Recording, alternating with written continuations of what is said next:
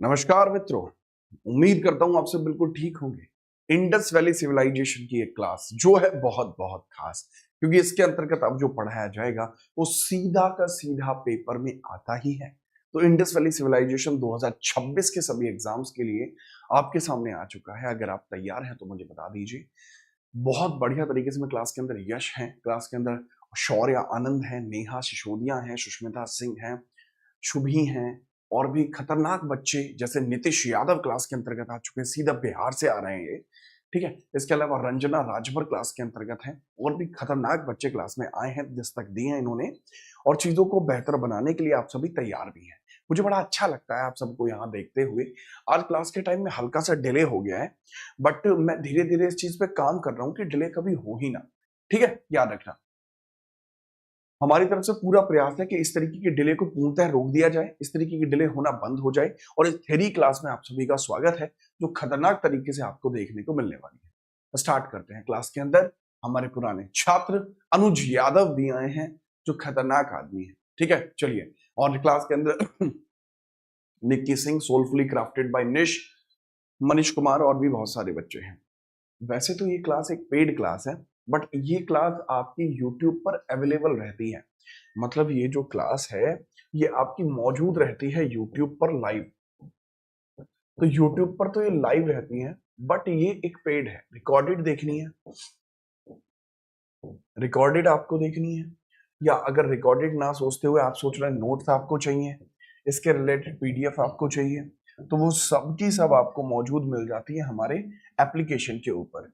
ठीक है, तो याद रखना। टेलीग्राम में इसके लिए परचेजिंग लिंक भी दिया गया है, और साथ ही साथ कमेंट में भी दे दिया जाएगा, डिस्क्रिप्शन में भी दे दिया गया है।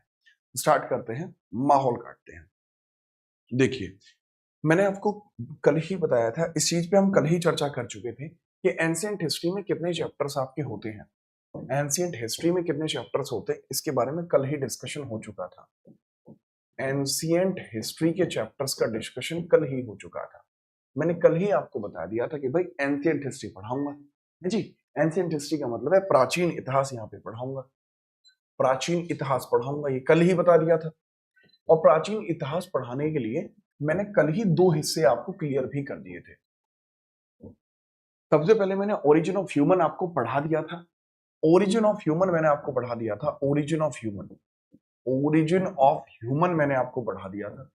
उसके बाद ओरिजिन ऑफ ह्यूमन के बाद एक और टॉपिक होता है जो मुझे यहाँ पे आपको मैंने पढ़ाया, पाषाण काल। और अब की बार पाषाण काल मैंने ऐसे पढ़ाया था, ठीक है, याद रखना।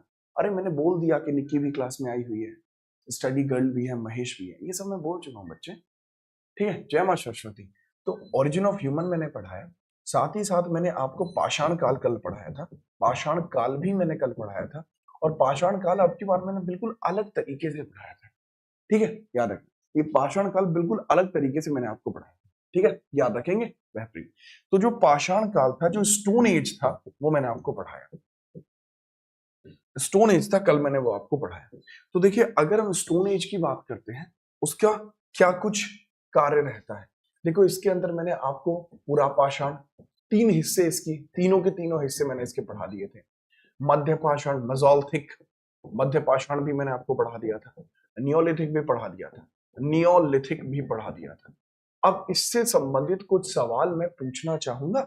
अगर उन सवालों का जवाब आप अच्छे से देते हो, तो मुझे लगता है कि आज का जो हमारा टॉपिक है, आज का जो टॉपिक है सिंधु घाटी सभ्यता है, मैं समझ पाऊंगा कि वो बेहतरीन तरीके से आपके लिए तैयार है। सिंधु घाटी सभ्यता, ये मैं अच्छे से फिर आपको समझा पाऊं, सिंधु घाटी सभ्यता को। फिर तगड़े तरीके से हम इंडस वैली सिविलाइजेशन पर चलेंगे। ठीक है, याद रखना, Indus Valley Civilisation, Indus Valley Civilisation के बारे में हम चर्चा कर पाएंगे। ठीक है, चलिए स्टार्ट करें। Are you ready? बेहतरीन, स्टार्ट करते हैं। देखो, मैं आपके सामने पूछ रहा हूं, ये 4 क्वेश्चन है, हाथ से लिखकर इसलिए पूछ रहा हूं, हमारे बोर्ड में हल्का सा इशू आ रहा है, जो कल तक सही होने की बात कही गई है, तो कल इसमें क्वेश्चन वैसे देखने को मिल जाएंगे, बट इसके अंदर बात करते हैं। एक राजेंद्र मिश्रा कह रहे हैं कि JRSS अपलोड नहीं हुआ है, गोलीबाजी में आपका कोई भी तोड़ नहीं है।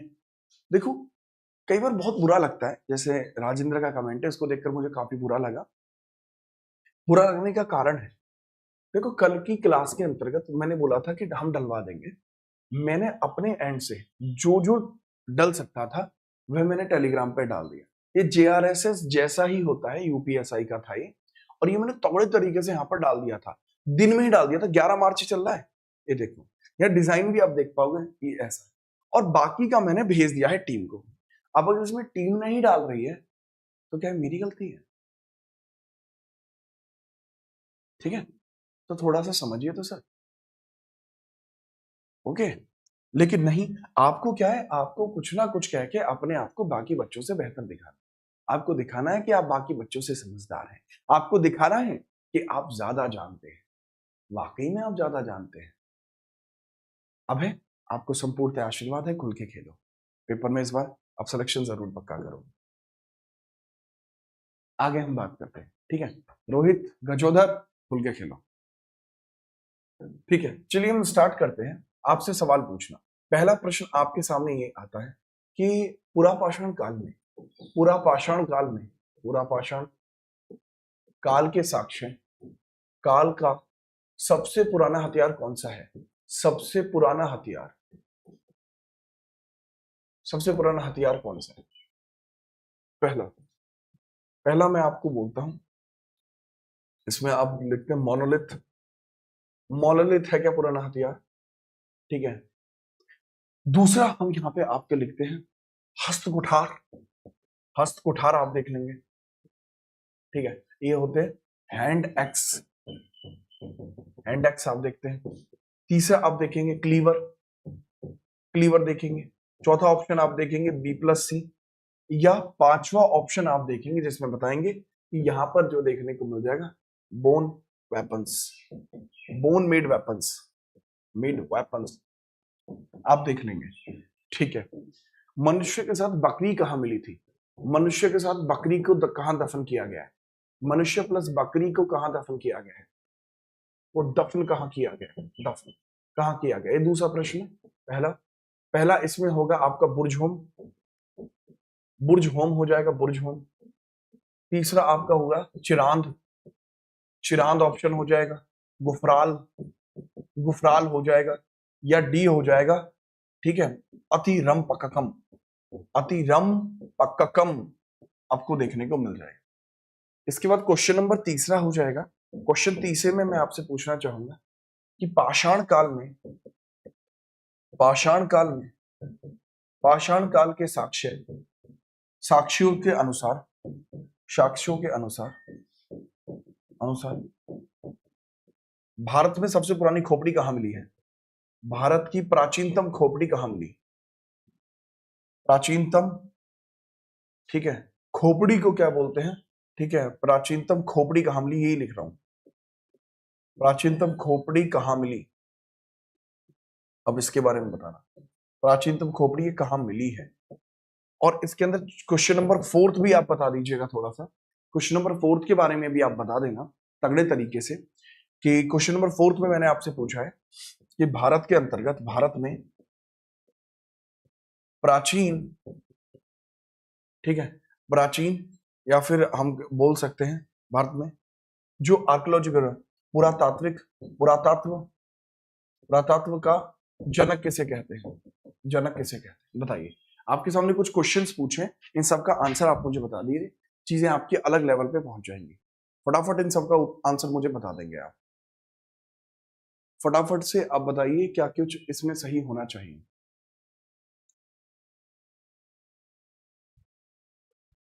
बगैर परेशानी की हम चर्चा कर रहे हैं।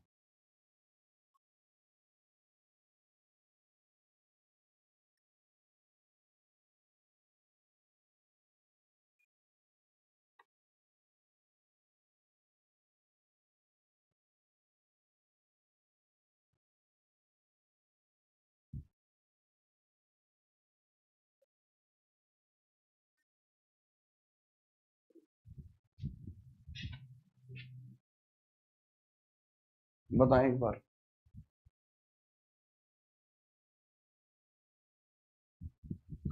खतरनाक तरीके से बताइए।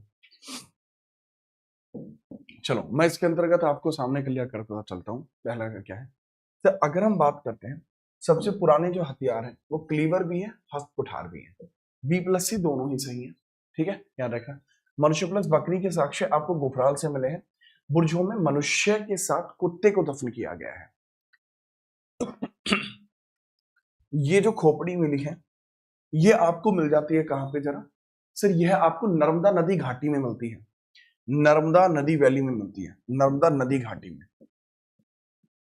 नर्मदा नदी घाटी में आपकी यह मिलती है, नर्मदा नदी घाटी। और भारत में पुरातत्व का जनक किसको कहा जाता है? कनिंघम को, अलेक्जेंडर कनिंघम, अलेक्जेंडर कनिंघम को कहा जाता है, कनिंघम को कहा जाता है। पूछने के लिए इसमें इतने ही सवाल और बन सकते हैं, बट हम यहां पर है, यहां पर चीजों को करते हैं। ठीक है, चलिए नेक्स्ट आगे बढ़ते हैं।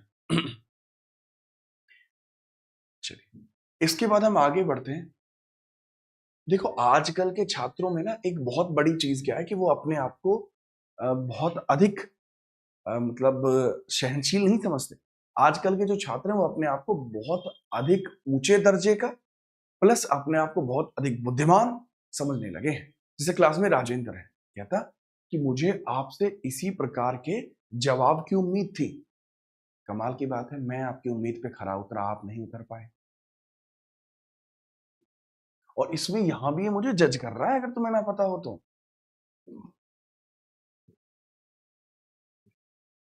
बेटा अगर आप जिस काल में हम पढ़े हैं उस काल में तुम पढ़े होते ना, तो तुम्हें तब अहमियत समझ में आती कि शिक्षक क्या चीज होती है। खैर कोई नहीं, अब हम बात करते हैं बेटा, यहाँ पे स्टोन एज को पूरा कर चुके थे, तो स्टोन एज के बाद हम आगे बढ़ेंगे। ठीक है, चलिए तो अब बहुत ध्यान पूर्वक ताम्र पाषाण काल की बात करेंगे, चैल्कोलिथिक पीरियड की बात करेंगे। ये चैल्कोलिथिक पीरियड क्या, बात को समझते हैं। देखो चैल्कोलिथिक पीरियड क्या था? ताम्र यानी तांबा प्लस पाषाण पत्थर। ताम्र पाषाण युग इसको इसलिए कहते हैं क्योंकि यह वह काल था जब इंसान पत्थर और तांबे का एक साथ प्रयोग किया करता था। मतलब इसके पास तांबा भी था प्लस इसके पास पत्थर भी था। अब उन दोनों का ही प्रयोग ये एक साथ मिलाकर किया करता था। उसी को ताम्र पाषाण युग कहते हैं, उसी को ताम्र पाषाण युग कहते हैं। सबसे प्रथम धातु जो मनुष्य ने यूज करी, तांबे का ही प्रयोग मनुष्य के द्वारा सबसे पहले किया गया। इस नाम की उत्पत्ति, ओरिजिन ऑफ नेम कैसे होता है? Origin of name, origin of name कैसे हुआ तो मैं बताना चाहूंगा। ग्रीक शब्द कैल्को यानी तांबा और लिथोस यानी पत्थर से मिलकर चैल्कोलिथिक बना। कैल्को का मतलब क्या होता है? चैल्को का मतलब क्या होता है सर? चैल्को का मतलब होता है कॉपर ग्रीक भाषा में। चैल्को का मतलब ग्रीक भाषा में, ग्रीक भाषा में कॉपर होता है। इसका मतलब ग्रीक भाषा में कॉपर होता है। और लिथोस का मतलब होता है स्टोन, लिथोस का मतलब होता है स्टोन। अब फीचर्स क्या है? फीचर्स समझ लीजिए, फीचर्स क्या है? जो कि ग्रामीण समुदाय, रूरल कम्युनिटीज का विकास हुआ। काले, लाल और गेरुआ रंग के मिट्टी के बर्तन बनाए गए। गेरुआ रंग के आकर यानी गेरुआ, इस रंग की मिट्टी के बर्तन बनाए गए। अस्थि कलश को दफनाने की प्रथा थी। कलश में अस्थियां रखकर दफनाते थे, पहले जलाते थे, उसके बाद जो अस्थियां बच जाती थी उनको दफन करके, उन सभी को एकत्रित करके दबा के दफन कर देते थे। अपवाद क्या? इन लोगों की पक्की ईंटों और घोड़ों की जानकारी नहीं थी। हालांकि पाकिस्तान के स्वात घाटी में घोड़ों के कुछ साक्ष्य मिले हैं, पर जिस क्षेत्र में घोड़ों के साक्ष्य मिले हैं उस क्षेत्र में मनुष्य का कोई साक्ष्य मिला नहीं। तो हम हमेशा ये कहते हैं कि कभी भी सिंधु घाटी सभ्यता के लोग घोड़ों के बारे में जानकारी उपलब्ध नहीं करा। ये घोड़ों के बारे में परिचित ही नहीं थे, ना तो सिंधु घाटी के लोग और ना ही वो लोग जो सिंधु घाटी से पहले पाषाण काल में रहा करते थे। तो ये दोनों ही प्रकार के लोग ऐसे थे जिनको ऐसी जानकारी नहीं थी। क्या आप बात को समझ पाए तो बताएं। ये आपका ताम्र पाषाण काल की शुरुआत है। अच्छा ऐसा नहीं है कि ताम्र पाषाण काल में आपकी सभ्यताएं नहीं बनी है, ताम्र पाषाण काल में भी खुल के सभ्यताएं बनी है। बताता हूं मैं आपको। ये बात आपको समझ में आई कि ताम्र पाषाण का नाम ताम्र पाषाण कैसे पड़ा है?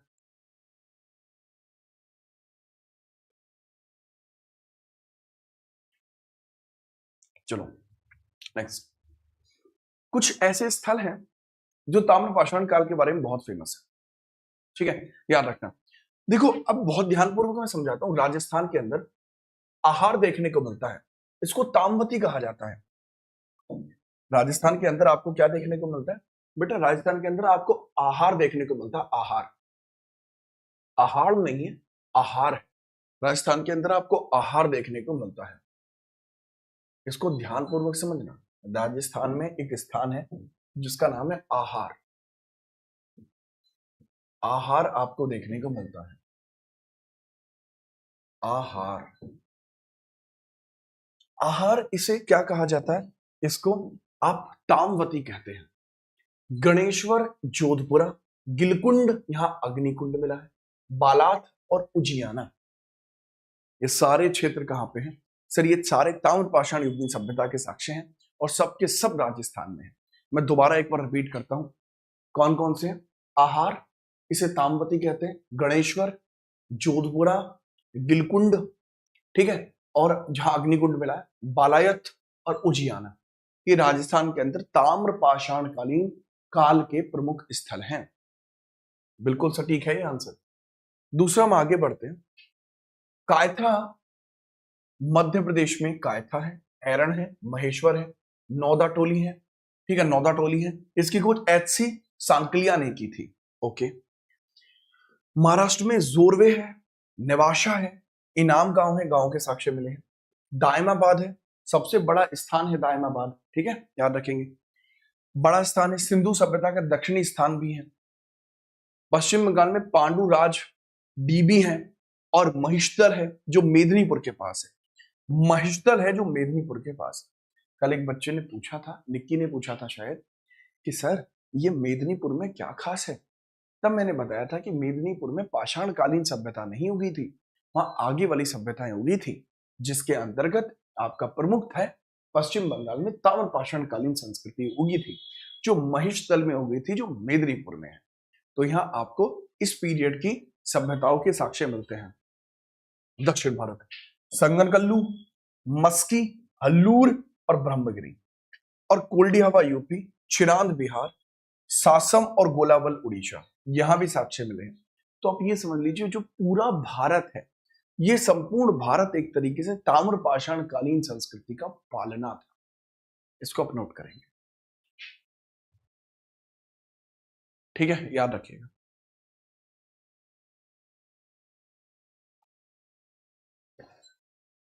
बट इतना ज्यादा कंटेंट आप लोगों के लिए परेशानी बढ़ा सकता है।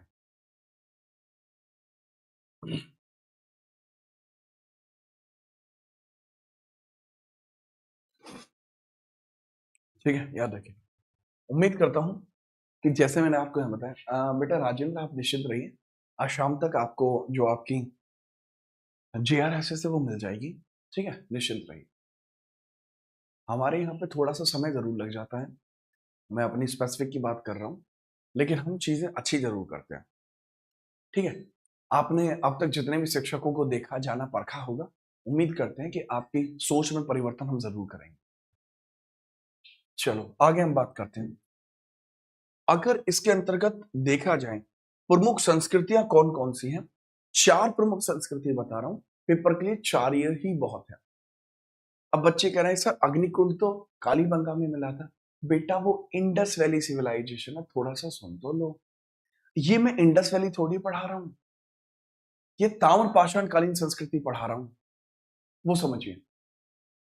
तो आपको ये सारी याद नहीं करनी है, आपके लिए सिर्फ डेटा है ये, आप सारी याद नहीं करनी है, ना ही आप कर, आपको याद करना है ये हिस्सा, प्रमुख ताम्र पाषाण कालीन संस्कृतियां। मुझे पता है कि छात्रों को इतना अधिक याद नहीं होगा, उनके लिए पहले से ही कम करके उनको डेटा दो। तो कम डेटा ये है, जोरवे संस्कृति महाराष्ट्र में, याद रखें, सबसे बड़ी ताम्र पाषाण कालीन संस्कृति थी। विकास गोदावरी और प्रवर नदी घाटी के बीच में हुआ। यह नजदीक में इनाम गांव है, यहां किलेबंदी के साक्ष्य मिले और माता की पूजा के प्रमाण मिलते हैं। दायमाबाद भी यही था। यह जोरवे संस्कृति का सबसे बड़ा स्थल था। बात खत्म, ठीक है, याद रखिए। आहार संस्कृति राजस्थान से, यह बनास नदी के आसपास विकसित हुई। प्रमुख स्थल इसके अंदर आहाड़ है, गिलुंड है, बालाथल है। गिलुंड जो है अक्षय कीर्ति व्यास ने पता लगाया था, यहां अग्नि कुंड के साक्ष्य मिले। क्या बात है, गिलुंड से। अब यहां पे बच्चों को एक बहुत बड़ी दिक्कत कि मास्टर साहब ये फायर पिट तो हमें कालीबंगा में मिले हैं। अच्छा, देखो बहुत ऑब्वियस सी बात है, कालीबंगा तो इसके बहुत बाद का है। कालीबंगा तो इसकी बहुत बाद का है। मैं कालीबंगा से पहले की बात कर रहा हूं, जब कालीबंगा एग्जिस्ट ही नहीं करता था। उससे पहले जो साक्ष्य है वो कहां से मिले? बेटा, जब कालीबंगा एग्जिस्ट नहीं करता था उस समय भी अग्निकुंड एग्जिस्ट करते थे, और वो अग्निकुंड हमें गिलुंड से मिले। आई रिपीट माई थिंग्स, बच्चे बहुत ध्यान से समझना। कालीबंगा के अंदर जब इंडस वैली सिविलाइजेशन का उदय हुआ उस समय वहां पर अग्नि वेदिकाएं मिली, परंतु ये जो अग्निकुंड यहां पर मिला है, यह जो गिलुंड से मिला है, ये तब मिला था जब यहां पर ताम्र पाषाण कालीन संस्कृति थी। एग्जाम्पल के लिए मैं बताता हूं, आपके घर में हल है, हल। तो अगर मैं कहूं कि आपके घर में हल, लकड़ी के हल के पहले साक्ष्य कब मिले थे, तो आप कहेंगे आपके दादाजी के टाइम पर। अगर मैं कहूं उससे पहले टेराकोटा के हल के साक्ष्य कब मिले थे, आपके दादाजी के टाइम पर। तो जो दादाजी के दादाजी थे वो उस हल को अपने साथ थोड़ी ले गए होंगे आपके घर में, तो वो आपके दादाजी के पापा के टाइम पर भी होगा। ठीक ऐसे ये है। तो ये जो अग्निकुंड है वो यहां पर थे, लेकिन आगे चल के कालीबंगा के टाइम पर भी थे। ठीक बात। देवशील, नमस्कार। ठीक है, चलो चलो चलो आगे बढ़ते हैं। इसके बाद दो संस्कृति जैसे कायथा और मालवा। कायथा एमपी में है, उज्जैन के इलाके में विकसित हुआ, और वीएस वाकनकर ने इनकी खोज की। घोड़े के अवशेष के प्रमाण मिलते हैं, हालांकि स्पष्ट नहीं है कि घोड़े का उपयोग किया जाता था या नहीं। ऐसा लगता है कि घूमता घूमता घोड़ा आया होगा, बट इस मैंने जैसा बताया कि जहां से घोड़े के साक्ष्य मिले वहां मनुष्य के साक्ष्य नहीं मिल पाए। इससे हमें यह स्पष्ट हो जाता है कि घोड़े के जो साक्ष्य हैं वो केवल और केवल वहां बेसिक यूजेज में मिले हैं। अगला है मालवा संस्कृति, ये भी एमपी में है। ये नागदा, खारगौन, महेश्वर और नौदा टोली के पास मिले हैं। इसको भी नोट करके चलेंगे।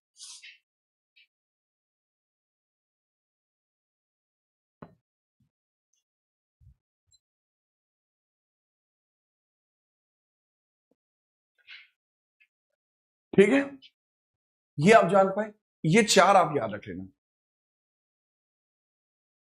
कंफ्यूज होने की जरूरत नहीं है। देवशीन, रिकॉर्डिंग आप सुनते रहिए, बहुत प्यार से बोल रहा हूं आज। गला भी पूरा साथ नहीं दे रहा है, परंतु उसके बावजूद मैं आपका पूरा साथ दे।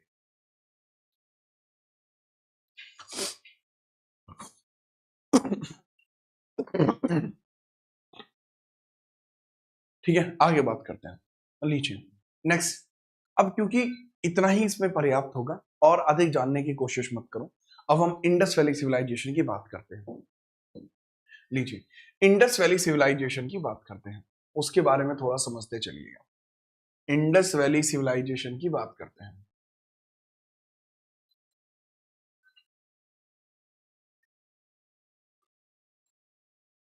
ठीक है, मैं अपने हिसाब से बताऊंगा भाई, जो बताता जाऊं वो आपको लिखना है। वास्तविकता में आज हमारी जो दूसरी क्लास है ये स्टार्ट हो रही है, यहां से ऐसे याद रखना है। एक कह रहा है इतना याद कैसे करेंगे, अब ढक्कन, इतना सारा याद नहीं करना मेरे लाल, इसमें चार ही तो याद करनी है। जोर में महाराष्ट्र में है। चल मैं ट्रिक भी बता देता हूं। देखो आपने देखा होगा कि ये जो वल्गर लैंग्वेज है, ये देख कैसी पटाखा लग रही है, देख कितनी जोर की जा रही है। ये सुनिए वल्गर लैंग्वेज, ये ज्यादातर लैंग्वेज महाराष्ट्र के लोग बोलते हैं। क्यों बोलते हैं? क्योंकि वहां मूवियों का कल्चर बहुत ज्यादा है, इस वजह से वहां पे लोग बोलते हैं। ठीक है, चलो याद रखना। दूसरा है कि आहार। देखो अगर हम बात करते हैं कि राजस्थान का बहुत फेमस हिस्सा है आहार, तो वो आपको राजस्थान में देखने को मिलेगा। और अगर आपको जीवन में आहार नहीं मिला तो नाश हो जाएगा। तो नाश से याद रखना बनास, रिवर की बात कर लेंगे। दूसरा है कायथा। तो मैं कायथा का मतलब है क्या, कौन था, कौन था, कायथा कौन था बोलते हैं। तो कौन था, बीच का कोई आदमी होगा, वो याद नहीं होने दे रहा, बीच का होगा भाई साहब, कोई याद नहीं होने दे रहा। और माल लेके अरे मालवा तो वैसे भी याद रखोगे, मालवा क्षेत्र तो था ही एमपी का, बहुत बढ़िया। बहुत बेहतरीन। आप होगी चारों याद? तुम मुझे एकदम आउट ऑफ जब वो कर देते हो ना, लेवल हिला देते हो, तब दिक्कत होती है।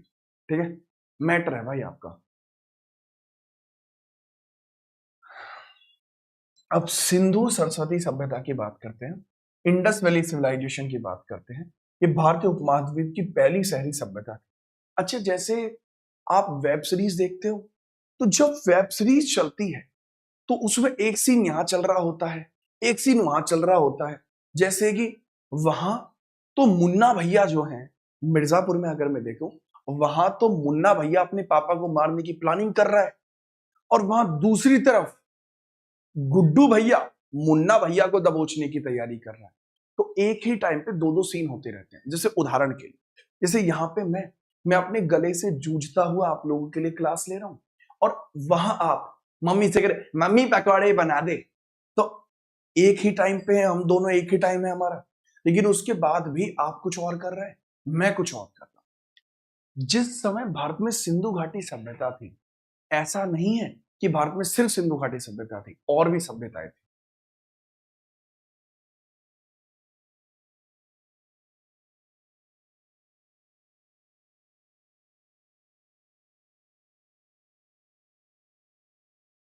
ठीक है, बात आई समझ में? ये इंपॉर्टेंट बात है, समझ रहे हो?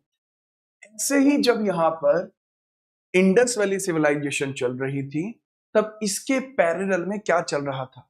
इसके पैरेलल में क्या चल रहा था वो समझिए। उसके पैरेलल में चल रहा थी मेसोपोटामियन सभ्यता। इसके संबंध में उस समय मेसोपोटामिया मेसोपोटामिया सभ्यता चल रही थी। मेसोपोटामिया सभ्यता आपकी चल रही थी। मेसोपोटामिया के बाद यहां इजिप्ट सभ्यता चल रही थी। इजिप्ट सभ्यता चल रही थी, और उसी समय यहां पर आपकी पीली सभ्यता भी चल रही थी। उसी समय में यहां पर पीली सभ्यता भी चल रही थी। पीली सभ्यता भी चल रही थी। तो हमें पता लगता है कि ये इसके पैरेलल है। इसके बारे में जानकारी दजला फरात से मिलती है। जानकारी कहां से मिलती है? दजला फरात से जानकारी मिलती है, दजला फरात। अब ये दजला फरात क्या? जैसे हमारे वेद हमारे लिए बहुत मान्य है, ऐसे इनके लिए दजला फरात है। ठीक है, याद रखना। दूसरा, नील नदी नॉर्थ ईस्ट अफ्रीका में ये चल रहे थे। बड़े बड़े ताबूत बनाए जा रहे थे। जो रानी को देखता था वो देखता ही रह जाता था, आंखें निकलवा के गोटियां बना के माथे पे रख के पट्टी करा देते थे और उसको दबोच देते थे। पीली सभ्यता चीन में चलती थी, कांचा चीना चीना, याद रखेंगे। और हुआंग ही रिवर के आसपास यह सभ्यता जन्मी थी। ये सवाल पूछा गया, पीली सभ्यता कहां जन्मी, रिवर कौन सी थी? हुआन ही रिवर। ठीक है, हुआन हो रिवर। हुआन है वे आन है, हुआन हो रिवर है, हुआन हो नदी है। यहां भी पूछा जाएगा नदी कौन सी है? सर नीली नदी थी, नीली नदी थी जी माट साहब, नीली नदी थी भाई साहब। यहां नदी कौन सी है भाई साहब? तो यहां टिग्रिस, एक तो टिग्रिस नदी है, और दूसरी कौन सी है? यूफ्रेट्स। यूफ्रेट्स नदी है, यूफ्रेट्स नदी है। टिग्रिस और यूफ्रेट्स नदी आपको देखने को मिलती है, क्योंकि नदी के आसपास ही सभ्यता बन पाती है। और इसी समय भारत के अंतर्गत एक सभ्यता बनती है, सिंधु सरस्वती सभ्यता, जिसके आसपास दो नदियां हैं, एक सिंधु, एक सरस्वती। सरस्वती नदी बहुत पवित्र मानी जाती है हमारे लल्ला। बहुत बढ़िया। तो मैंने आपको कितने तगड़े एग्जाम्पल से समझाया कि यहां पर क्या चल रहा था। ठीक है, याद रखना। बहुत ही बेहतरीन, तगड़े तरीके से आगे बढ़ते हैं। अरे दजला फरात नदी नहीं है, ये एक बुक है, बुक। ये सोर्स ऑफ इंफॉर्मेशन है। यहां जो रिवर थी, यहां जो रिवर थी, और रिवर का नाम है टिग्रिस नदी और यूफ्रेट्स नदी। यूफ्रेट्स नदी, नदी ये थी। ठीक है, चलो आगे हम बात करते हैं कि अब सिंधु घाटी सभ्यता की प्रमुख विशेषताएं क्या थी। क्लास पूरी तरीके से लाइव है, थोड़ी बुद्धि का प्रयोग कर लो पीयूष रॉकस्टार। अगर हम बात करते हैं मेन फीचर्स हैं, ये बात करते हैं मेन फीचर्स कौन कौन से हैं सिंधु घाटी सभ्यता के। मेन फीचर्स, ठीक है, याद रखना। और अगर भविष्य में कभी रिकॉर्डेड दूंगा ना, तो छाती ठोक कर रिकॉर्ड डालूंगा। ऐसे प्रीमियर चला के रिकॉर्डेड क्लास को लाइव चलाएं। अभी मेरा जमीन इतना नहीं गिरा है, कि मैं खुद बैठ के यहां समोसे तोड़ूं, तुम्हें अपनी पुरानी क्लासेस को प्रीमियर करके चलाऊं, रिकॉर्ड करके चलाऊं। अभी जमीर इतना नहीं गिरा मेरे लाल, यहां ध्यान दे लो। प्रमुख विशेषताओं की बात करता हूं तो मेजर फीचर्स की बात करता हूं। ये मेजर फीचर्स आपको इंडस वैली सिविलाइजेशन में देखने को मिलते हैं। इंडस वैली सिविलाइजेशन, जैसे नोट कराता चल रहा हूं ऐसे नोट करते चलना कि सिंधु घाटी सभ्यता में क्या देखा जाता है। बहुत बेहतरीन। जैसे पहली ब्रॉन्ज एज सिविलाइजेशन है, या तांबा और टिन दोनों चीजें आपको देखने को मिलते हैं। दूसरा, ये पहली अर्बन सिविलाइजेशन भी है। गॉर्डन चाइल्ड ने कहा था, गॉर्डन चाइल्ड यह इतिहासकार है, इतिहासकार हैं, गॉर्डन चाइल्ड ने कहा था ये पहली नगरीय सभ्यता थी, ये पहली नगरीय सभ्यता थी। ठीक है, क्या थी? पहली नगरीय सभ्यता, ये शहरी सभ्यता। ये प्रोटो हिस्टोरिक एज में आती है। कारण क्या है? इसके स्क्रिप्ट तो मिले हैं बट हम पढ़ नहीं पाए। उन्होंने अपनी भाषा में इसमें कुछ लिख रखा है लेकिन वो हम पढ़ नहीं पा रहे। कुछ ऐसा होता जिसको हम पढ़ पाते तो शायद पढ़ पाते, बट ऐसा कुछ है नहीं जिसको हम पढ़ पाए। ठीक है, चलो।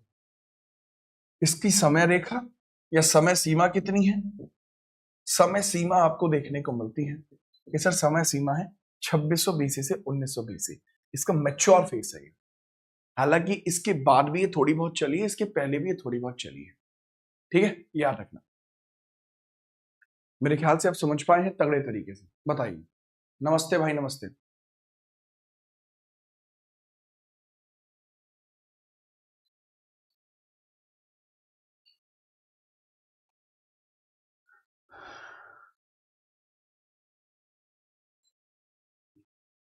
आगे हम बात करते हैं। अद्भुत। Okay sir.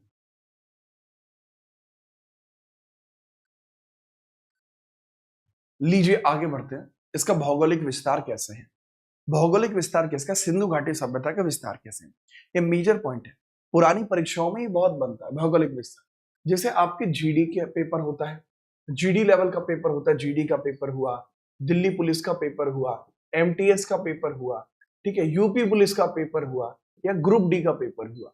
इन सभी पेपरों में इतना ही पूछा जाता है। हालांकि बड़े लेवल के एग्जामिनेशन में आजकल यहां से क्वेश्चन आने बंद हो गए, बट स्टिल अगर हम बात करते हैं तो वो समझिए। ठीक है, चलिए। एक बच्चा कह रहा है कि सर ऐसा मत बोला करिए, कभी वो आपके थे। बिल्कुल भाई, मैं तो आज भी मानता हूं। ठीक है, लेकिन पता है क्या होता है कि आपको कई बार चीजें समझ में नहीं आती, आपको और समझ में आने में समय भी लगेगा। ठीक है, लेकिन वही बात होती है कि जो आपके अपने होते हैं ना, वही आपको धोखा दे सकते हैं, क्योंकि औरों को तो आप पराया करके रखते हैं। और दूसरा, यहाँ कुछ कहने वाली बात नहीं है, आप भी जानते हैं सच क्या है ना? याद रखना। हाँ, दिल्ली पुलिस में यहां से इस बार क्वेश्चन आया भी था। जी मेरे लाल, दिल्ली पुलिस 2025 में क्वेश्चन आया भी था। टोटल एरिया की बात करते हैं, 12,99,000 जो वर्ग किलोमीटर स्क्वायर का एरिया है। वेस्ट की बात करता हूं तो सुतकांगडोर है, दाश्त नदी के पास बलूचिस्तान में देखने को मिलता है। इसका पश्चिमतम हिस्सा कहां पे है? यहाँ पे है, जो बलूचिस्तान सुतकांगडोर में देखने को मिल जाएगा। इससे आगे इसकी कोई साक्ष्य नहीं मिले। ठीक है, चलिए। ठीक है, दूसरा है दक्षिण में कौन सा है? दायमाबाद है, जो प्रवरा नदी के किनारे महाराष्ट्र तक फैला हुआ है। इस तरीके से है। पूर्व में आलमगीरपुर है, हिंडन नदी तक फैला हुआ है, ये मेरठ के अंतर्गत देखने को मिलता है, यूपी के पास। उत्तर में मांडा है, चिनाब नदी के पास है, जम्मू और कश्मीर में देखने को मिलता है, जम्मू और कश्मीर में देखने को मिलता है।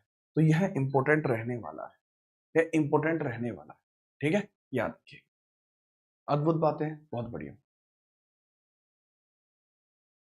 शाबाश। यह आपको यहां सटीक तरीके से देखने को मिलता है। क्या बात है पंडित जी? हिंडन वाला यूपी के पेपर में बार बार आता है। पूछ लेते हैं कि पूर्व का क्षेत्र कहां तक फैला है, यहाँ रिवर कौन सी है? सर हिंडन रिवर है, यहाँ पर हिंडन रिवर है। हिंडन, हिंडन रिवर पूछ ली जाती है क्योंकि गाजियाबाद, मेरठ, दिल्ली, इन क्षेत्रों से होकर बहती है। ठीक है, चलिए आगे बात करते हैं। अगर ये समझ पाए, ये भौगोलिक विस्तार है। अब इस भौगोलिक विस्तार के बाद एक छोटी सी बात आ जाएगी कि सर इसकी खोज कैसे हुई और इसका नामकरण कैसे हुआ। अब इंपोर्टेंट सी बात बताते हैं कि इसकी खोज कैसे हुई और इसका नामकरण कैसे हुआ। वो बहुत तगड़े तरीके से आपको मैं बताता हूं, समझिए। चार्ल्स मेशन पहले व्यक्ति हैं जिन्होंने सबसे पहला टीला ढूंढा था। अगर हम बात करते हैं सबसे पहला साक्ष्य, मतलब ये ऐसा साक्ष्य था जिसके बारे में किसी को जानकारी ही नहीं थी। तो इस सबसे प्राचीन साक्ष्य की खोज मेसन करता है। तो जो चार्ली पाजी हैं, चार्ल्स मेशन, चार्ल्स मेशन भाई जो है, चार्ल्स मेशन के द्वारा पहला टीला खोजा गया। पहला टीला इन्होंने खोजा, और ये पहला टीला इन्होंने कब खोजा? 1826 में। और इन्होंने इस बात को ब्रिटिश सरकार को बताया कि हमें एक टीला देखने को मिला है। तब मेसन ने कहा कि अच्छा टीला मिला है। तो मेसन ने उस टीले को देखा, और टीले को देखकर जैसे ही उन्होंने इसके बारे में बताया, तो उन्होंने तुरंत ब्रिटिशर्स ने कहा कि ये बात बाहर नहीं आनी चाहिए, वरना भारतीय लोग धर्म और संस्कृति का नाटक कर देंगे, इसको बताना मत। बेहतरीन। दूसरा, फिर अलेक्जेंडर कनिंघम आते हैं।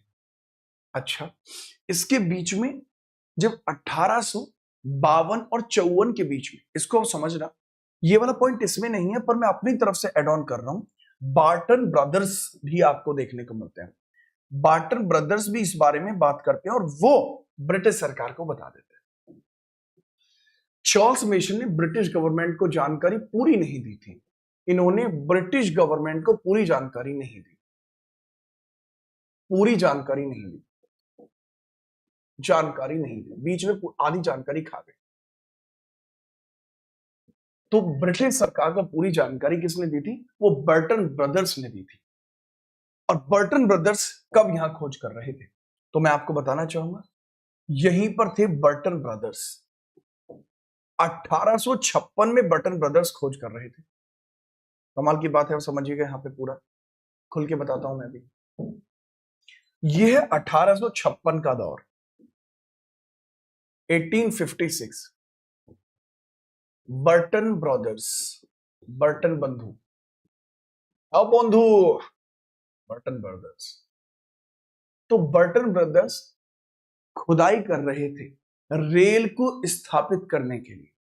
तब इन्होंने बर्टन बंधुओं को भी साक्ष्य मिलते हैं। रेल खुदाई में साक्ष्य मिले, रेल खुदाई के लिए साक्ष्य कर रहे थे, रेल खुदाई में साक्ष्य मिले। और इन्होंने ये जानकारी किसको दी? बर्टन ब्रदर्स के द्वारा ये जानकारी दी अलेक्जेंडर कनिंघम को। कब दी जाती है? 1856 में। तब अलेक्जेंडर कनिंघम पहली बार खुदाई प्रारंभ कराते हैं, और अलेक्जेंडर कनिंघम को एक बहुत बड़ा साक्ष्य मिल जाता है। और उसी साक्ष्य के बेसिस पर कनिंघम कहते हैं, उसी साक्ष्य के बेसिस पर कनिंघम कहते हैं कि अब हम माइटर बना दें। तब मैटर बनाया गया, और 1861 में अलेक्जेंडर कनिंघम इंडियन आर्कियोलॉजी की स्थापना करते हैं। ये 1861 में भारतीय पुरातत्व विभाग की शुरुआत करते हैं। ये यहीं पर ही क्या शुरू करते हैं? भारतीय पुरातत्व विभाग की शुरुआत इन्होंने यहां पर करी। भारतीय पुरातत्व विभाग की इन्होंने शुरुआत करी है। इसके हेडक्वार्टर पहले इन्होंने कलकत्ता रखे थे, लेकिन साथ ही साथ उसको दिल्ली हस्तांतरित कर दिया गया। तो बर्टन बंधुओं के कहने पर ही अलेक्जेंडर कनिंघम ने 1856 में काम शुरू किया, साक्ष्य मिले। तो अब 1861 में उन्होंने पुरातत्व विभाग की स्थापना करी, जिस वजह से फादर ऑफ इंडियन आर्कियोलॉजी, भारतीय पुरातत्व के पिता कहलाने लगे। मजा आया सर। आगे हम बात करते कुछ और पर्सन है, जैसे जॉन मार्शल है। अब ये जॉन मार्शल कौन है? सर जॉन मार्शल वो व्यक्ति हैं जिन्होंने 1924 में इस पूरे स्थल को इंडस वैली सिविलाइजेशन नाम दिया था। क्यों नाम दिया था? इंडस वैली सिविलाइजेशन ही क्यों नाम दिया था? क्योंकि सिंधु नदी के आसपास ये बसा था, इसलिए इसको नाम दे दिया गया सिंधु घाटी सभ्यता। ठीक बात। अगला है दयाराम साहनी, हड़प्पा में है, 1921 में खोज करते हैं और ये दयाराम साहनी। हड़प्पा की खोज इन्होंने करी है। मोहनजोदड़ो 1922 में राखालदास बनर्जी। एक और नाम आता है इसमें, MS वत्स, माधव स्वरूप वत्स का नाम बहुत ज्यादा आता है। और ये जो माधव स्वरूप वत्स है ना मेरे लाल, ये आपको हर साइट पे देखने को मिलेगा, यहां भी है यहां भी है। बट इनका क्या है, ये असिस्टेंट प्रोफेसर की भूमिका में रह गए, इस वजह से इनके बारे में हर कोई नहीं जानता और ना ही जानना चाहता। बट पेपर वाले कई बार MS वत्स के बारे में पूछ लेते हैं, तो MS वत्स भी एक महत्वपूर्ण व्यक्ति है। यहां पर माधव स्वरूप वत्स भी थे, वत्स भी थे, बट वो जरूरी नहीं है, मैं आपको बता देता हूं। ये कुछ पॉइंटर्स है। अच्छा, मेसोपोटामिया सभ्यता जो थी वो इंडस वैली सिविलाइजेशन को मेलुहा कहती थी। क्या बोलती थी? मेलुहा कहती थी। आई होप आप इसको नोट कर पाएंगे। नोट नहीं कर पा रहे आप, स्क्रीनशॉट तो ले ही पाएंगे, मैं इतना ही कहना चाहूँ। आप स्क्रीनशॉट ले लीजिए। क्लास के अंतर्गत एक छात्र है जो कह रहा है 800 रुपए की फीस बहुत अधिक है। बेटा अगर आपको अधिक लग रही है तो कोई परेशानी का इसमें सबब नहीं है, आप 11:30 बजे यूट्यूब पे लाइव आके भी देख सकते हैं। आगे हम बात करते हैं। इसके बाद हम बात करते हैं कि यह किस किस प्रकार से देखने को मिलती है। अच्छा, अगर हम बात करते हैं, यहां पर समझिएगा कि अब मैं एक एक साइट को मैं हाथ से पढ़ाना प्रेफर करूंगा और थोड़ी थोड़ी बातें यहां पर मैं लिखूंगा। मैं जरा बस एक स्केल ढूंढ रहा हूं ताकि लाइन खींच पाऊं। लो, स्केल ढूंढ ली है। स्टार्ट करते हैं मेजर साइट्स के बारे में। अब यहां पे क्योंकि मैं हाथ से पढ़ाने वाला हूं, तो अब थोड़ा शांत रहना, कि जब मैं हाथ से पढ़ाता हूं तो छोटी छोटी बातों पे बड़ी बड़ी बातें कह देते हैं। जी यार ऐसे शाम तक हो जाएगी, बेटा रुक तो जाओ।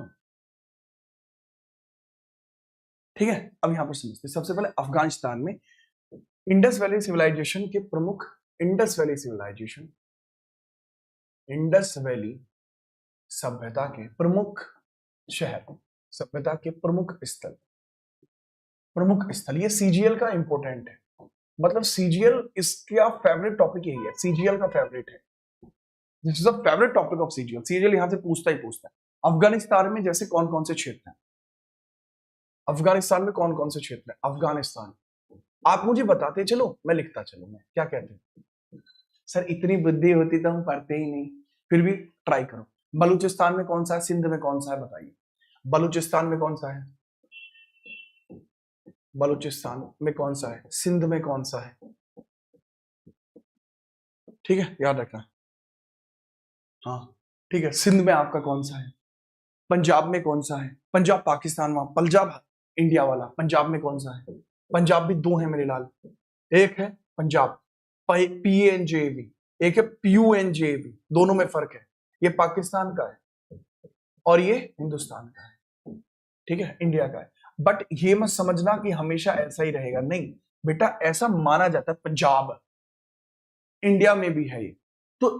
अच्छा, मैं हाथ से लिखना के भी इसलिए पढ़ाता हूं बहुत बार कि बच्चों को क्या लगता है कि सर तो स्लाइड से पढ़ाते हैं। बेटा अब पढ़ाता हूँ स्लाइड से थोड़ा बहुत, वो भी स्पीड लेने के लिए, वरना पहले मैं सारा ही हाथ से था। समझ रहे हो? हरियाणा, यूपी, राजस्थान, इसमें बताइए हरियाणा, यूपी, राजस्थान, गुजरात कौन कौन सा है भाई साहब? हरियाणा, यूपी, राजस्थान, गुजरात, बताओ जी। इतना ही गणा होगा आपके लिए, तो इतने में ही आपको सिस्टम हैंग हो जाएगा। अफगानिस्तान में कौन कौन से बात करते हैं? अफगानिस्तान में दो क्षेत्र आपको देखने को मिल जाते हैं। ठीक है, चलिए। राखी गढ़ी सबसे पुराना नहीं है, नहीं नहीं नहीं, सबसे पुराना है ही नहीं राखी गढ़ी। मुंडीकक और शौर्तगो है। मुंडीकक और शौर्तगो आपको देखने को मिल जाएगा। मुंडीकक, मुंडीगक, मुंडीगक नहीं, मुंडीगक नहीं है, इसको आप लिखेंगे मुंडीगक, ग ग, मुंडीगक, ये ग। और शॉर्ट घोई, शॉर्ट घोई, शॉर्ट घोई लिख लेना, शॉर्ट घोई। और ये मुंडीगक है। ये ऐसा इंडस वैली सिविलाइजेशन का साइट है जो कहां से मिलता है? मार्ट से भी मिलता है अफगानिस्तान की। बलूचिस्तान से कौन सा? मेहरगढ़, सुतकांगडोर, ठीक है, सुतकागो, यहां है आपका। सबसे पहले आप इसमें लिखेंगे वेरी इंपोर्टेंट, मेहरगढ़, मेहरगढ़, सुतकांगडोर, मेहरगढ़ है, सुतकांगडोर है, सूतकांगडोर। तीसरा इसमें देखने को मिलता है जो है आपका सुतकागो। सुतकागो, सुतकागो देखने को मिलता है। सुतकागो, सुतकांगडोर नहीं, सुतकागो है ये। इसके अलावा आपको जो देखने को मिलता है बालाघाट मिलता है। कुल्ला, कुल्ली, दबरकोट। बालाघाट है, बालाघाट है, कुल्ला है, कुल्ली है, कुल्ला है, कुल्ली है, ठीक है, मौजम है, कुल्ला है, कुल्ली है, दबरकोट है, यह लिख लेना, दबरकोट भी यहीं पर। ये सारे साइट है आपके। सिंध में जैसे आपको देखने को मिलता है सबसे पहले सिंध में वही है यार आपका जो मोहनजोदड़ो है। मोहनजोदारो, मोहनजोदारो जिंदा सिंध में भाई साहब, मोहनजोदाड़ो जिंदा सिंध में है।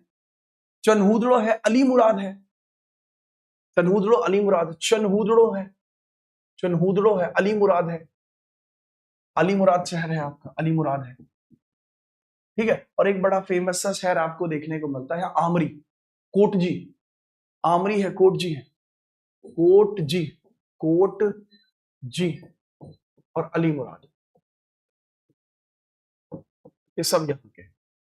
पंजाब के अंतर्गत जो पाकिस्तान वाला पंजाब क्षेत्र आपको देखने को मिलता है, यहां आपको कौन कौन सा देखने को मिलता है? हड़प्पा, ठीक है, जलीलपुर, ये याद रखना, डेरा इस्माइल, हड़प्पा, हड़प्पा, हड़प्पा, जलीलपुर, जलीलपुर, जलीलपुर, ठीक है, इस्माइलपुर, इस्माइलपुर, सब इसी के साइट आपको देखने को मिलते हैं।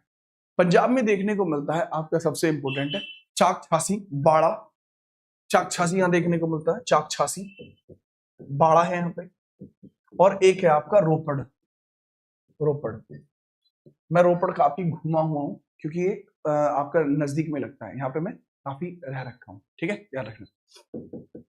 हरियाणा में राखी गढ़ी है भाई साहब आपका, राखी गढ़ी है आपका, भिंडरवा है आपका, कौन सा है आपको, भिरडाना देखने को मिलता है, भिरडाना, ठीक है, बनावली है, भिरडाना है, भिरडाना है आपका, भिरडाना, भिरडाना, डाना, भिरडाना है, भिरडाना, डाना, ठीक है, समझे, भिरडाना आपको, अड़ा ये नहीं बनेगा यार, अड़ा नहीं बन रहा मुझसे, भिरडाना, अब ठीक है, भिरडाना, हाँ ठीक है। राखी गढ़ी, बनावली, और राखी गढ़ी से, बनावली से, ठीक से। यूपी में आपको आलमगीरपुर देखने को मिलेगा, आलमगीरपुर है सबसे पुराना, यही माना जाता है आलमगीरपुर। बट इसमें केवल आलमगीरपुर से काम नहीं बनेगा, बड़गांव भी है, हुल्लास भी है, बड़गांव है, बड़गांव, हुल्लास भी है, सहारनपुर के पास, सहारनपुर के पास हुल्लास है, राइट। राजस्थान में आपको देखने को मिल जाएगा Kalibangan, very very important, Kalibangan. Rajasthan में कालीबंगा याद रखेंगे, साथ में बालाथल भी यहीं पर है, बालाथल भी यहीं पर है। नेक्स्ट अगर गुजरात की बात करता हूं, लोथल है, धौलावीरा है, लोथल, धौलावीरा, धनुष, धौलावीरा है, धौलावीरा आपको देखने को मिलेगा, लोथल देखने को मिलेगा, वैशलपुर है, नागेश्वर है, वैशलपुर, नागेश्वर, वैशलपुर आपको देखने को मिलेगा, नागेश्वर है, वैशलपुर है, नागेश्वर है, फेमस आपको देखने को मिलेगा, रंगपुर है, ठीक है, सुरकोतड़ा है, रंगपुर और सुरकोतड़ा, बस बात खत्म होगी, रंगपुर और सुरकोतड़ा, सुरकोटड़ा याद रखना। अब थोड़ी थोड़ी बातें इसी से रिलेटेड हम बात करते हैं, बहुत इंपॉर्टेंट है, जैसे कुंटासी भी यहीं पर है, लिख लेना, बेशलपुर भी यहीं पर है, लिख दिया है। अब इसमें सबसे ज्यादा साइट कहां पर है, ठीक है, चलिए अगर हम बात करते हैं मैक्सिमम साइट्स कहां पर है, वो गुजरात में, मैक्स साइट्स हमारे गुजरात में है। अब कुछ बच्चे से अगर मैं पूछूं इसमें सबसे बड़ी साइट कौन सी है, सबसे पहले खोजी गई कौन सी है, सबसे प्राचीन कौन सी है, ठीक है, रोजगार भी है गुजरात में, बिल्कुल है रोजगार गुजरात में। वर्तमान में मोदी जी के बाद तो गुजरात में रोजगार नहीं बची, बट वैसे यहाँ पे एक शहर जरूर है जिसका नाम रोजगार है। देख रहे जोक्स भी मैं कैसे मार रहा हूँ, जियोपॉलिटिकल जोक मार रहा हूँ सीधे, लिखते क्यों नहीं हो। अगर हम बात करते हैं कि इसमें सबसे प्राचीन शहर कौन सा है बेटा, ओल्डेस्ट शहर कौन सा है, मुझे बताइए। राखीगढ़ी सबसे बड़ी साइट है, सबसे बड़ी साइट है,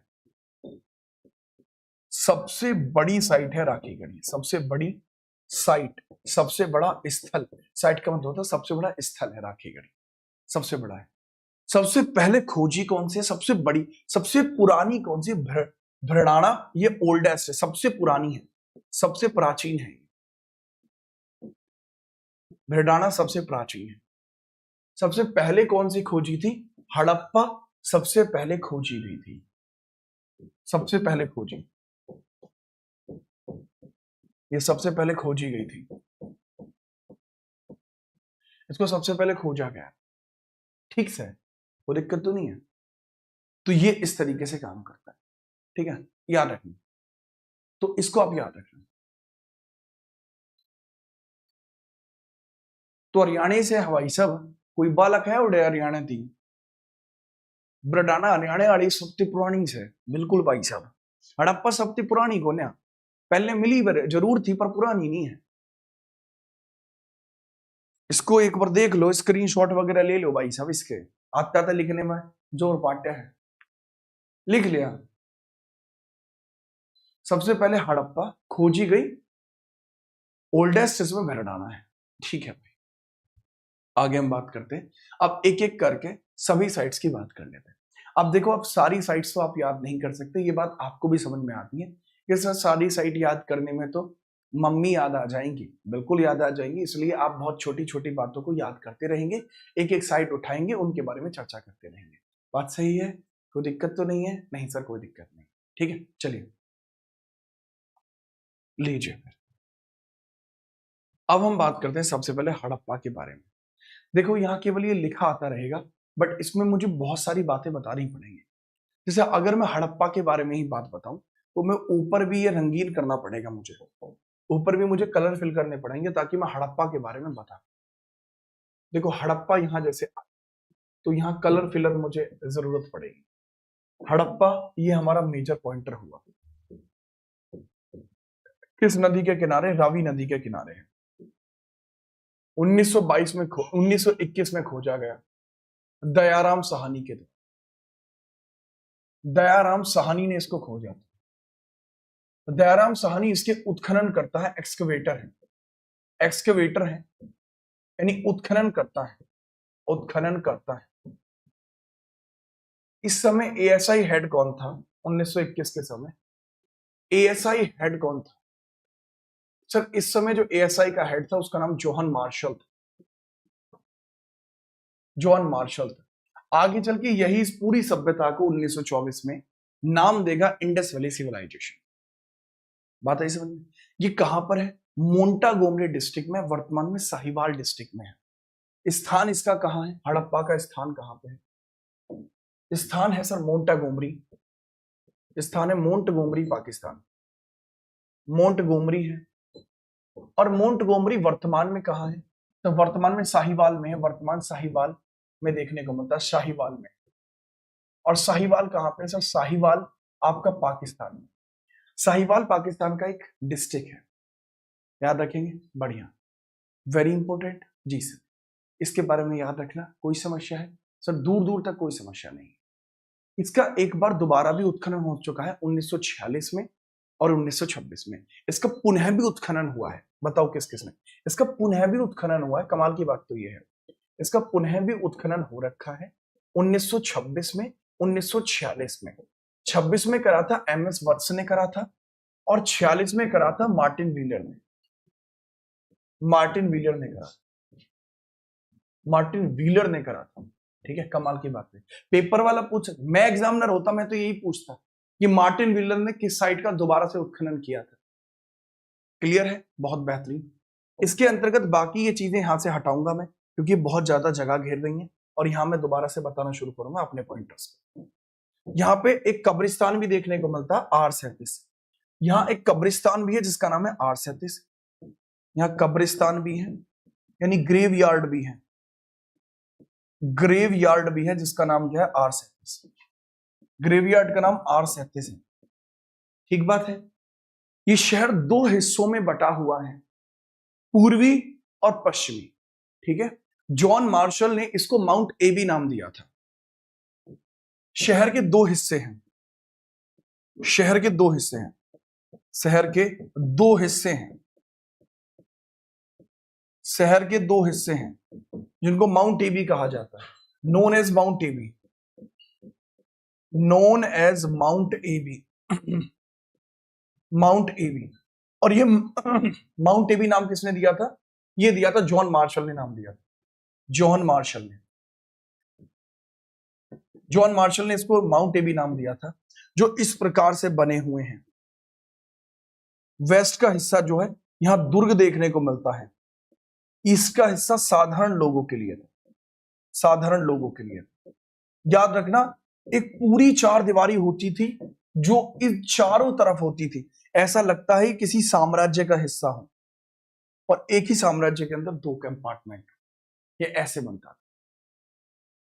निचला हिस्सा होता था, दुर्ग ऊंचा था जबकि गांव नीचा था, निचला हिस्सा ये हुआ करता था। यहां उर्वरकता देवी की मूर्ति भी मिली है, उर्वरकता देवी की मूर्ति भी मिली है। कितने एरिया में था? 5 किलोमीटर स्क्वायर का एरिया है। हड़प्पा कितने एरिया में फैला हुआ? केवल 5 किलोमीटर एरिया के स्क्वायर है, 5 किलोमीटर स्क्वायर, इसका एरिया इतना ही है केवल, बहुत ज्यादा बड़ा नहीं है मेरे लाल। ठीक है, याद रखना, कोई ज्यादा बड़ा एरिया नहीं है। बात है समझ में? उर्वरकता देवी की मूर्ति भी मिली है, लिख लेना इसको भी, उर्वरकता देवी की मूर्ति, उर्वरकता देवी की मूर्ति भी है। अब आप सोचोगे सर आपको कैसे पता उर्वरकता देवी मूर्ति है? यहां पर फर्टिलिटी, फर्टिलिटी गॉडेस यहां पर देखने को मिलते हैं। हमें इसलिए पता है कि जो मूर्ति बनी हुई है तो उनके गर्भ जो है, गर्भ, उनका जो गर्भ होता है, गर्भ में से पौधे निकले हुए हैं, उससे हमें पता लगता है कि जीवन की शुरुआत यहीं से होती है, उससे हमें पता लगता है कि जीवन की शुरुआत यहीं से होती है। प्रकृति की देवी है, याद रखना।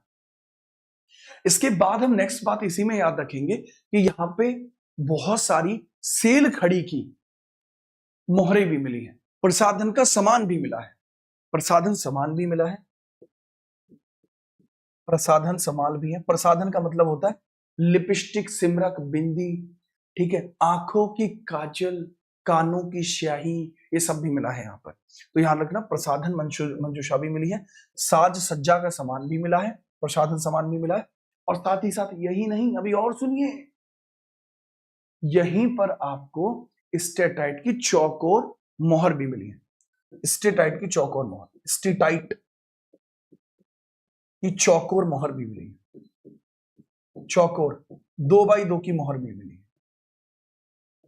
ये बातें आप याद रखेंगे हड़प्पा के बारे में। अब आपको पता लगा कि ये स्लाइड्स मेरे लिए मायने क्यों नहीं रखती, इसके पीछे का रीजन ये है, ये इसके पीछे का रीजन है, और इतना मेरा पढ़ाने का लेवल है।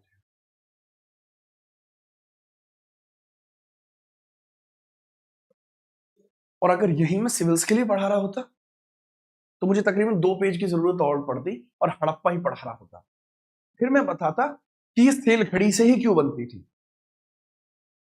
फिर मैं बताता कि ये प्रसाधन कक्ष क्या है।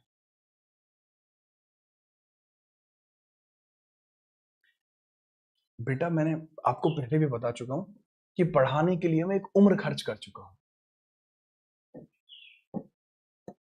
ठीक है, तुक्का नहीं लगा मेरा। लोगों को लगता है बहुत बार कि तुक्का लगा है? तुक्का नहीं लगा मेरा, याद रखना।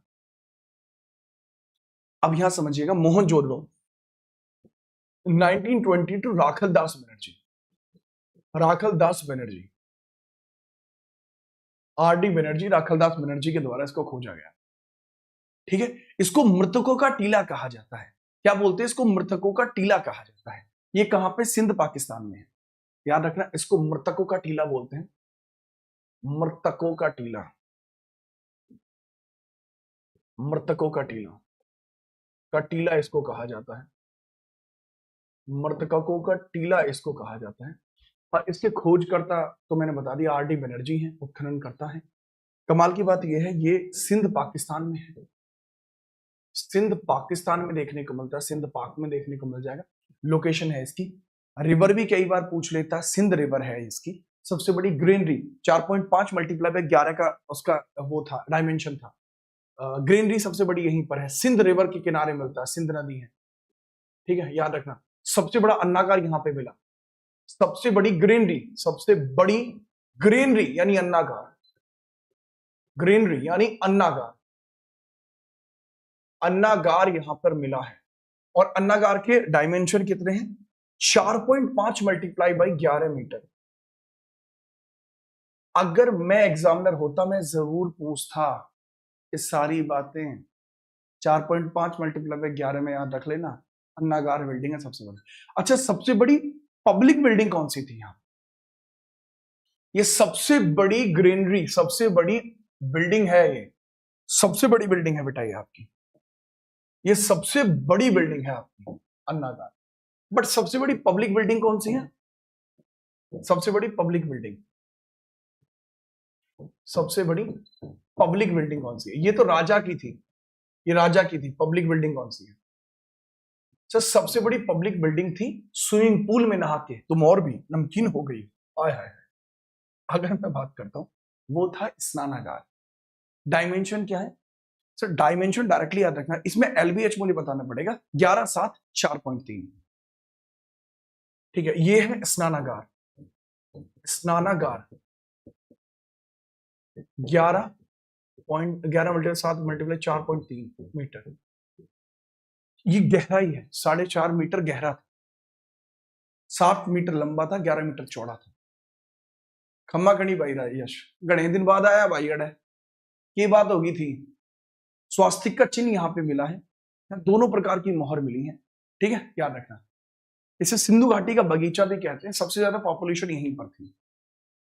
यहाँ पे जो मोहर मिली है, दो टाइप की मिली है मोहर।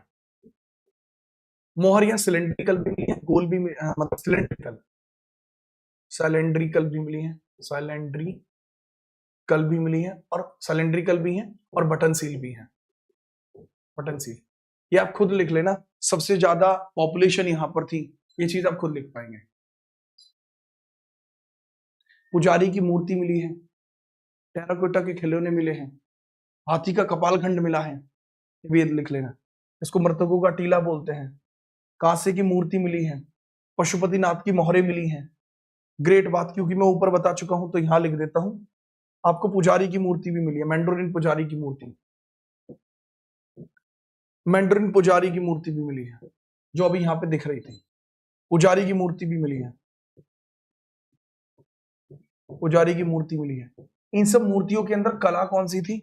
इनको बनाने का तरीका क्या था? इसको बनाने का तरीका क्या था?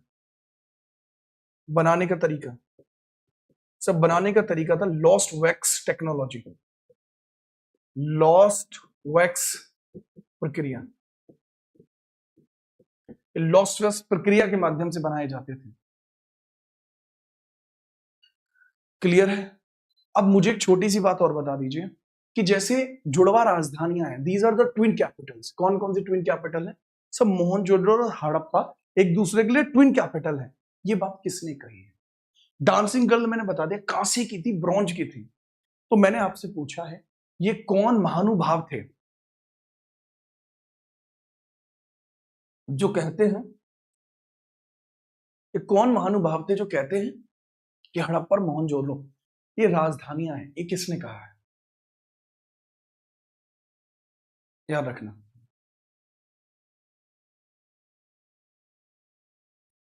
अच्छा, ये पुजारी ही था, हमें कैसे पता लगता है? इसके शॉल की वजह से हमें पता लगता है कि पुजारी, इसके शॉल की वजह से हमें पता लगता है। स्टुअर्ट पिकेट, पूरा नाम आप लिखेंगे, स्टुअर्ट पिकेट था, ठीक है, लिख लीजिए। ये किसने बताया था? ये स्टुअर्ट पिकेट था, तगड़े तरीके से लिखना। स्टुअर्ट पिकेट कहा था कि ट्विन कैपिटल है, ये किसने कहा है? स्टुअर्ट पिकेट ने किया है।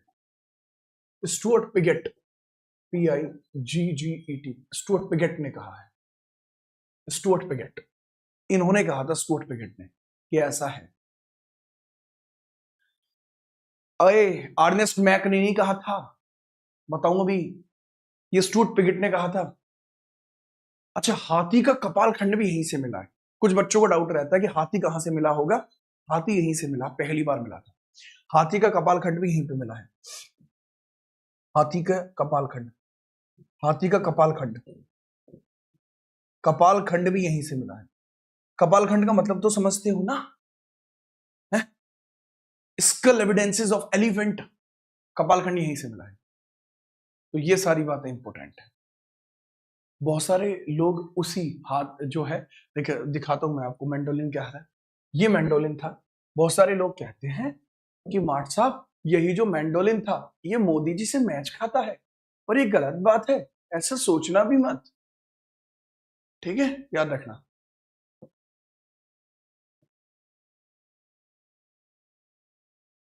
याद रखना, टेराकोटा के खिलौने हर जगह से मिले, उसको लिखने की जरूरत नहीं है। अरे हाथी का कपाल खंड है यार, हड्डी मिली है हाथी की। आगे हम बात करते हैं। इसके बाद बाकी क्रम से हम अगली साइट की तरफ चलते हैं कि सर अगली साइट कौन सी होगी। चनहूदड़ो होगी, जो नानी गोपाल मजुमदार के द्वारा खोजी गई थी सिंध में। चनहूदड़ो देख लीजिए। नेक्स्ट आपको देखने को मिलती है चनहूदड़ो, क्योंकि यहां पर नहीं है तो हाथ से बता देता हूं। चनहूदड़ो, चनहूदड़ो, चनहूदड़ो आपको देखने को मिल जाएगी। चनहूदड़ो 1930 में खोजी गई थी, और 1930 में भी कहां मिली थी चनहूदड़ो। देखो चनहूदड़ो 1930 में आपकी खोजी गई, तो यह आपकी मिलती है पाकिस्तान सिंध में। ठीक है, पाक सिंध में खोजी गई, पाक सिंध में खोजी गई है। और 1930 में इसकी खोज किसने करी है? नानी गोपाल मजुमदार। पूरा नाम यही है, नानी गोपाल मजुमदार, एनजी मजुमदार। अपने खास जानकार हैं तो मुझे इनका पूरा नाम पता है, बाकी लोग इनको एनजी एनजी बोलते हैं। ये एनजी भाई। उत्खनन अर्नेस्ट मैक ने करा 1935 में। उत्खनन अर्नेस्ट मैक, अर्नेस्ट मैक ने करा है। अर्नेस्ट मैक, अर्नेस्ट मैक ने करा 1935 में। अर्नेस्ट, अर्नेस्ट मैक ने इसका उत्खनन करा है। अर्नेस्ट मैक ने इसका उत्खनन करा है। ठीक है, याद रखिएगा, कोई समस्या नहीं है, या कोई दुर्ग नहीं था, रूरल एरिया था, औद्योगिक था।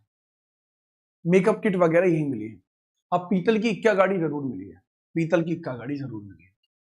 याद रखना, ये गांव था, गांव था, एक गांव था, यहां कोई किला नहीं है। ये एक तरीके से औद्योगिक गांव था, औद्योगिक कस्बा था, एक तरीके से औद्योगिक कस्बा था। प्रसाधन मंजूषा मिले हैं, प्रसाधन मंजूषा मिला है, प्रसाधन मंजूषा, मंजूषा आपको देखने को मिलेगा, मंजूषा आपको देखने को मिला है।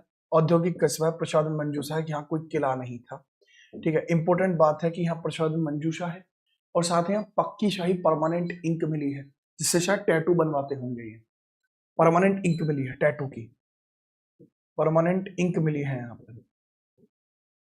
टेराकोटा खिलौने मिले हैं, टेराकोटा के आपके टॉयज मिले, टेराकोटा टॉयज। तो यही सारी चीजें आपको यहाँ देखने को मिलती है। ठीक बात है, मेकअप किट वगैरह तो मिली है, ब्रॉन्ज की गाड़ी मिली है, बता दे। पीतल की इक्का गाड़ी नहीं लिखा, लिखो पीतल की इक्का गाड़ी,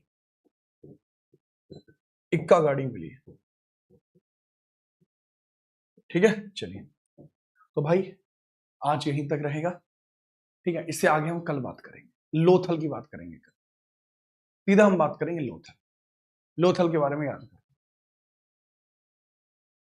यह रक्षा के लिए दीवार नहीं थी, रक्षा लोगों की जाती है, ये इंडस्ट्री थी। रक्षा लोगों की जाती है, ये इंडस्ट्री थी। अच्छा, मैं ऐसा करूंगा आगे कल तो मैं ये बताऊंगा आपको, लोथल और कालीबंगा ये क्रम में है तो यहीं से बताऊंगा। बाकी मैं आपके लिए ना इस पूरी स्लाइड को डलवा देता हूं, और वो इसलिए डलवा देता हूं ताकि आप थोड़ा पढ़ पाए। ठीक है, याद रखिएगा। बड़ा अच्छा लगा भाई आज की क्लास लेके भी। और ये जो क्लास है, अगर आप सच में चाहते हैं कि यह YouTube पर बरकरार रहे, और मैं इसको 12 दिन में मैंने बोला है, तो 12 में 15 हो पाएगा। ठीक है, चलिए 12 में शायद ही 15 दिन आपकी क्लास में चलेगी और 15 दिन में एंशिएंट हिस्ट्री खत्म कर देना।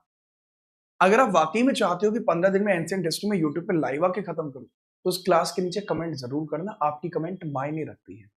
आप ये मत सोचा करो कि हम कमेंट, मैं तो रोज कमेंट करती हूँ, मैं तो रोज कमेंट करता हूँ, आज एक कमेंट करने से क्या हो जाएगा। अगर तुम एक कमेंट कर दोगे तो क्या हो जाएगा, हमें भी पता लगेगा कि हाँ जी छात्र चाहते हैं। तो जरूर बताना। यूट्यूब पे ये केवल लाइव रह सकती है। ये क्लास अगर आप चाहते हैं तो कमेंट जरूर करना। मैं कोशिश करता हूं कि ये क्लास यूट्यूब पे रुक जाए। अगली तो मुश्किल हो जाएगा, पर हाँ लाइव जरूर है। अगर आपका समर्थन हो कमेंट जरूर। मिलते हैं कल, तब तक के लिए जय हिंद, वंदे मातरम।